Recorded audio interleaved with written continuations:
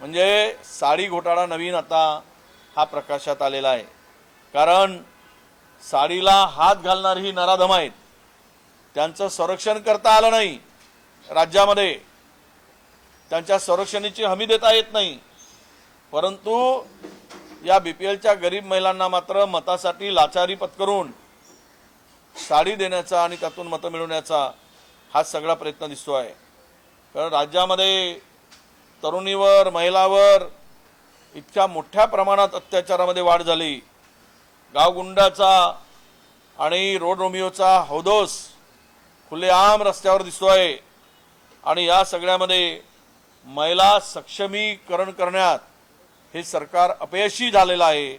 आणि हे अपयशी सरकार ना रोजगार देऊ शकत, ना काम देऊ शकत, ना महिलाची इज्जत सुरक्षित ठेवू शकत, अशा परिस्थितीमध्ये यांनी साडी परिधान करण्यासाठी महिलांना मतप्रलोभन साडी देण्याची एक आमिष या सरकारने केलेला आहे।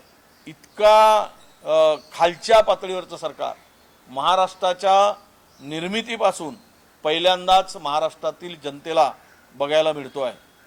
काही पक्षाचे राज्यातील प्रमुख फार अस्वस्थ आहेत। मी अस्वस्थ यासाठी आहेत की त्यांना हे सहन होत नाही, ते उघड्या डोळ्यांनी सगळं बघत आहेत। एका मोठा पक्षाचा प्रमुख, त्यांना तो डोळे यासाठी बंद केलेत की त्यांना काहीच करता येत नाही आहे।